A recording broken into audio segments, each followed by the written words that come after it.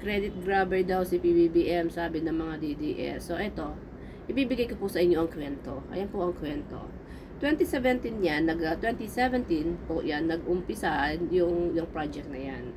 Pero umatras po ang China kay Duterte dyan sa proyekto na yan. 2021, umatras na po ang China. So, isipin nyo, inabot ng 4 na taon, walang nangyari. So, nung umupo po si PBBM ng 2022, so, nakipagkasundo uli siya na sa China, hindi natin alam kung anong problema nung nakaraang 4 na taon, bakit hindi natuloy.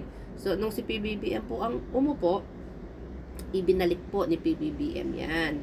So, inupuan niya po yan, yung proyekto na yan, ng 2022.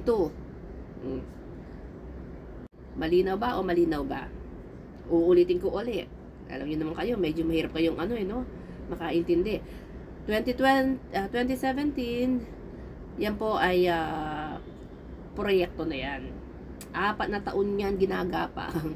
Hindi ko alam, ginapang o binaliwala ni Digong.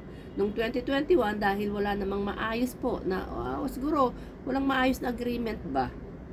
No? Walang maayos na stand.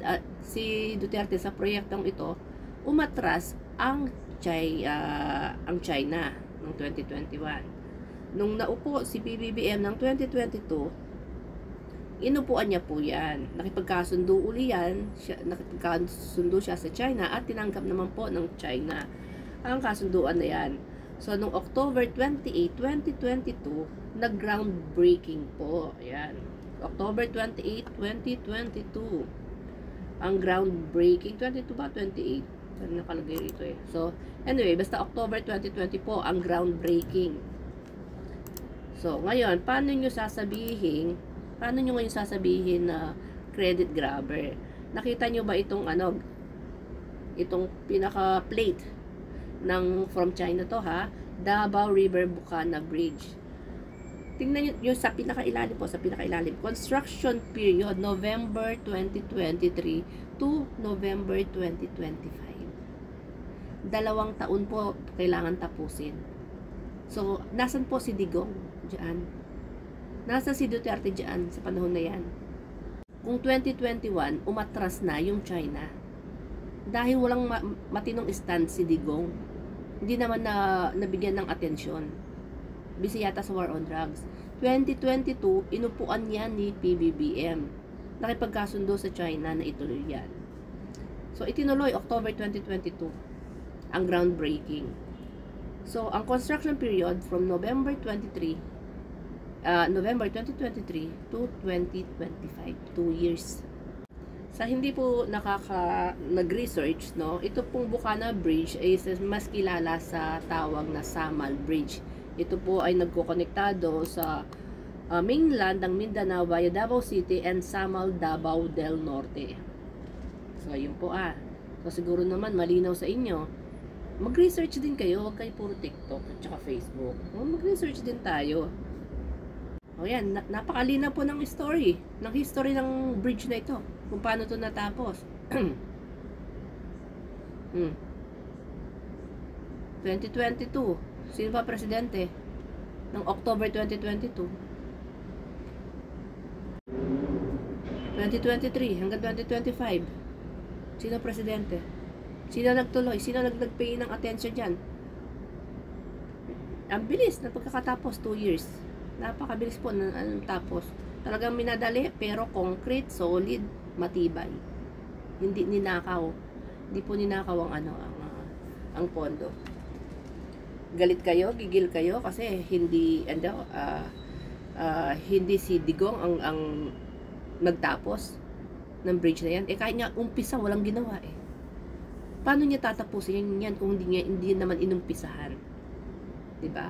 Uulitin ko. Paano matatapos ni Digong yan kung hindi niya nga inumpisahan? 2021 umatras na ang China. Dahil wala siyang stand in this project. Wala as in.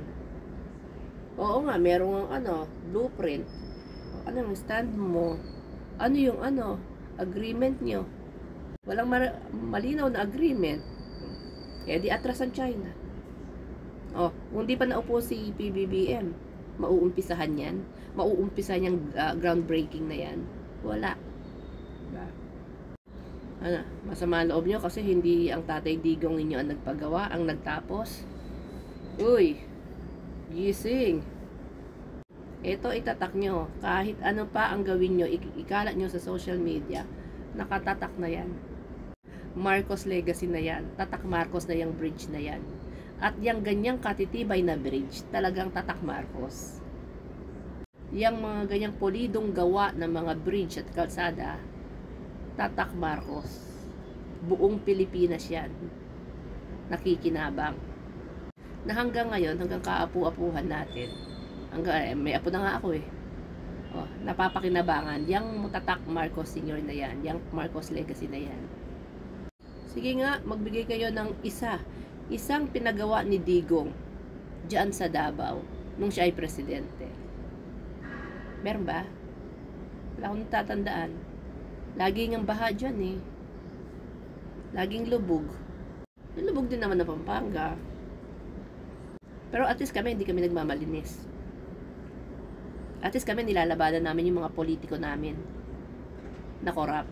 Yung mga abusadong politiko sa Pampanga. Hindi kami nagmamalinis. At hindi kami panatiko ng politiko. O yan ha, kalinaw ng istorya eh. Kahit balik-balikan ko po yung istorya, nasa utak ko na eh. Ewan ko lang sa kanila po kung naintindihan nila.